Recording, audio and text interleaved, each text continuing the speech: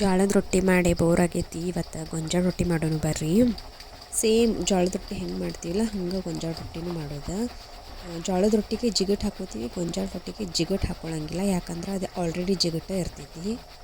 ಹಿಟ್ಟು ಚಾನಿಸ್ಕೋಬೇಕು. ಚಾನಿಸ್ಕೊಂಡ್ಮೇಲೆ ಹಿಟ್ಟೆಲ್ಲ ಚಾನಿಸಿದಾದ್ಮೇಲೆ ನೀರು ಹಾಕಿ ಹಿಟ್ಟು ಕಲಿಸ್ಕೋಬೇಕು ರೊಟ್ಟಿ ಮಾಡೋಕೆ. ಹಿಟ್ಟು ಚಲೋ ತಂಗ ಚರ ನಾದ್ಕೋಬೇಕು. ಎಷ್ಟು ಚೆಂದಂಗೆ ನಾದ್ತೀವಿ ಅಷ್ಟು ಚೆಂದಂಗೆ ರೊಟ್ಟಿ ಮಾಡೋಕೆ ಈಸಿ ಆಗ್ತೈತಿ. ಸೊ ಭಾಳ ನೀರು ಹಾಕಿ ಅಳಕ ಮಾಡ್ರೆ ರೊಟ್ಟಿ ಹರಿತಾವ. ಸೊ ಸ್ವಲ್ಪ ನೀರು ಕಮ್ಮಿ ಇಟ್ಕೊಂಡನ ಹಿಟ್ಟು ಕಲಿಸ್ಕೋಬೇಕು. ಹಿಟ್ಟು ನಾದುವಾಗ ಸ್ವಲ್ಪ ನೀರು ಕಮ್ಮಿ ಇಟ್ಕೊಂಡ್ರೆ ಹಿಟ್ಟು ಕಲಿಸ್ಕೊಂಡು ಬಿಡೋದು.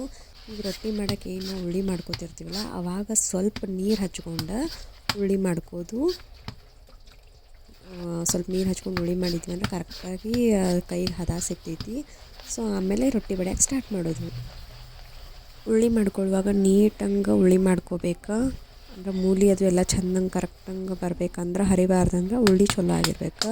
ಹಿಟ್ಟು ನಾದೋದು ಚಲೋ ಆಗಿರ್ಬೇಕು. ಫಸ್ಟ್ ಆಫ್ ಆಲ್ ಎರಡು ಕೂಡಿ ಎಲ್ಲ ಕರೆಕ್ಟ್ ಆದ್ಮೇಲೆ ಹಿಟ್ಟು ನಾದಿ ಉಳ್ಳಿ ಮಾಡಿ ಈಗ ಹಿಟ್ಟು ಹಚ್ಚಿ ರೊಟ್ಟಿ ರಪ ರೊಟ್ಟಿ ಬಡಿದು.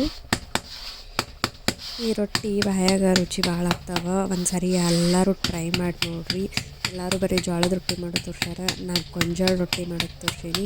ಸೊ ಎಲ್ಲರೂ ಟ್ರೈ ಮಾಡಿರಿ, ಈಸಿ ಐತಿ. ಸೇಮ್ ಜೋಳದ ರೊಟ್ಟಿ ಮಾಡ್ದಂಗೆ ಮಾಡೋದು, ಏನೂ ಟಫ್ ಇಲ್ಲ, ಈಸಿ ಐತಿ. ಎಲ್ಲರೂ ಟ್ರೈ ಮಾಡಿರಿ, ಬಿಡಬೇಡ್ರಿ.